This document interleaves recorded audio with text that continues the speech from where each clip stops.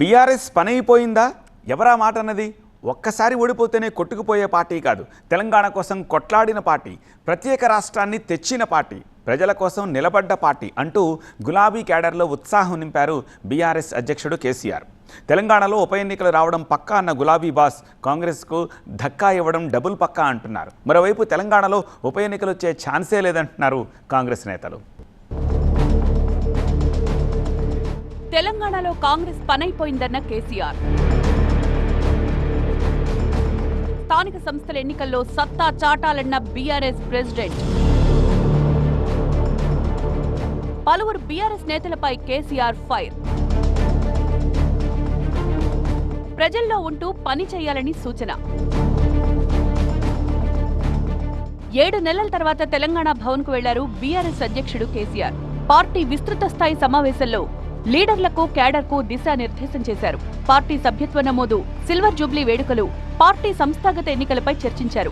Party ఆవిర్భవించి 25వ ఏడాదిలోకి అడుగు పెడుతోన్న సందర్భంగా పార్టీ సిల్వర్ జూబ్లీ వేడుకలను ఘనంగా నిర్వహించాలని నిర్ణయించారు కేసీఆర్. ఏడాది పొడవునా సిల్వర్ జూబ్లీ వేడుకలను జరపాలన్నారు. పార్టీ కమిటీలు వేయాలని డిసైడ్ అయిన కేసీఆర్ కమిటీల బాధ్యతలను హరీష్ రావుకు అప్పగించారు. త్వరలోనే మహిళా కమిటీలను ఏర్పాటు చేస్తామని ప్రకటించారు. ఏప్రిల్ 10వ తేదీ నుంచి బీఆర్ఎస్ సభ్యత్వ నమోదు కార్యక్రమం ఉంటుందని, ప్రతి జిల్లా కేంద్రంలో పార్టీ సభ్యత్వ నమోదు కొనసాగుతుంది అన్నారు కేసీఆర్. అనుబంధ సంఘాల పటిష్టత కోసం సీనియర్ నేతలతో సబ్ కమిటీలు వేయనున్నట్లు తెలిపారు. ఏప్రిల్ 10న పార్టీ ప్రతినిధుల సభ ఉంటుందన్నారు కేసీఆర్. ఏప్రిల్ 27న బీఆర్ఎస్ భారీ బహిరంగ సభ నిర్వహిస్తామన్నారు.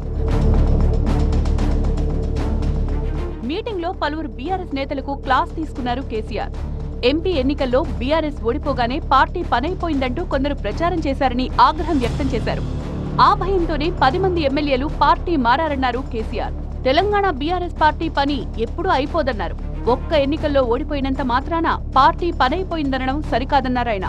తెలంగాణ కోసం కొట్లాడిన పార్టీ, తెలంగాణ తెచ్చిన పార్టీ ఎప్పటికీ ప్రజల గుండెల్లో ఉంటుందన్నారు. పార్టీ నేతలంతా ప్రజల్లో ఉండాలని సూచించారు కేసీఆర్. ప్రజల కష్ట సుఖాల్లో పాలు పంచుకోవాలన్నారు. స్థానిక సంస్థల ఎన్నికల్లో కష్టపడి పని చేయాలని దిశానిర్దేశం చేశారు కేసీఆర్. తెలంగాణలో ఖచ్చితంగా ఉప ఎన్నికలు రావడం ఖాయమన్నారు కేసీఆర్.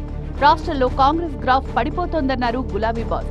కాంగ్రెస్ పాలనలో రాష్ట్ర ఆదాయం తగ్గిపోయిందన్నారు.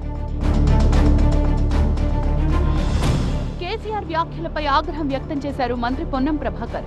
కేసీఆర్ వ్యాఖ్యల్లో అసహనం కనబడుతోందన్నారు. అధికారం దరిదాపుల్లో కనపడకపోవడంతో ఆయన కాంగ్రెస్ పని అయిపోయిందంటూ వ్యాఖ్యలు చేస్తున్నారని విమర్శించారు.